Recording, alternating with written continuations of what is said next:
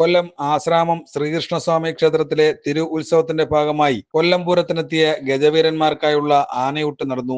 നിരവധി പേരാണ് ആനയൂട്ട് കാണാനെത്തിയത്. ക്ഷേത്രത്തിലെ തിരുവുത്സവത്തിന്റെ ഭാഗമായി ആശ്രാമം മൈതാനിയിൽ നടക്കുന്ന കൊല്ലം പൂരത്തിനായി എത്തിയ ഗജവീരന്മാർക്കായാണ് ആനയൂട്ട് നടത്തിയത്. പൂരത്തോടനുബന്ധിച്ച് ചെറുപൂരങ്ങൾ രാവിലെ മുതൽ തന്നെ ക്ഷേത്രത്തിൽ എത്തിത്തുടങ്ങി. ഉച്ചയോടെ പ്രത്യേകമായി തയ്യാറാക്കിയ ഷവറിൽ ആന നീരാട്ട് നടന്നു. തുടർന്ന് ക്ഷേത്രത്തിനു മുന്നിൽ ആനകളെ അണിനിരത്തി. ഗജവീരനായ തൃക്കടവൂർ ശിവരാജുവിന് ക്ഷേത്രം മേൽശാന്തി ഊട്ട് നടത്തി ആനയൂട്ടിന് തുടക്കം കുറിച്ചു. ശ്രീകൃഷ്ണസ്വാമി മഹാക്ഷേത്രത്തിലെ ആറാട്ട് ഉത്സവത്തോടനുബന്ധിച്ച് ഇന്ന് വിവിധ ചെറു പൂരങ്ങളായി ഇവിടെ എത്തിച്ചേർന്നിട്ടുള്ള ആനകൾക്കെല്ലാം തന്നെ ഇനി ആനയൂട്ടാണ് നടക്കുന്ന ചടങ്ങ്. അതിലേക്കായി ഇവിടെ എത്തിച്ചേർന്നിട്ടുള്ള ചെറുപൂരങ്ങളിൽ വന്നിട്ടുള്ള ആനകളെയെല്ലാം ഇപ്പോൾ ആന നീരാട്ട് നടന്നു വരികയാണ്.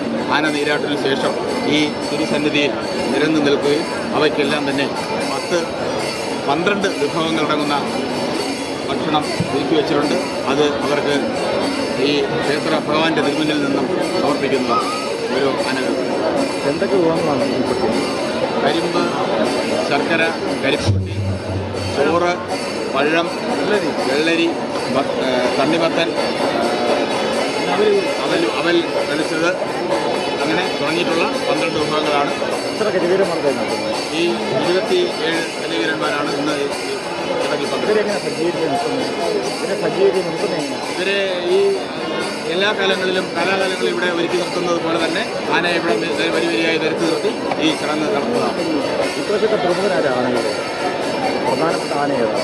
ഇപ്പോഴത്തെ പ്രധാനപ്പെട്ട ആന നമ്മുടെ കടവൂർ ശിവരാജു തന്നെയാണ് നമ്മുടെ ഭഗവാന്റെ തിരുമേറ്റുന്നത്. കേരളത്തിലെ പ്രമുഖരായ ഗജവീരന്മാർ ആനയൂട്ടിന്റെ ഭാഗമായി നിരവധി ഭക്തജനങ്ങളും ആനപ്രേമികളും ആനനീരാട്ടും ആനയൂട്ടും കാണുവാനായി എത്തിയിരുന്നു. വൈകിട്ട് നടക്കുന്ന കൊല്ലം പൂരത്തോടുകൂടി തിരുവുത്സവം സമാപിക്കും.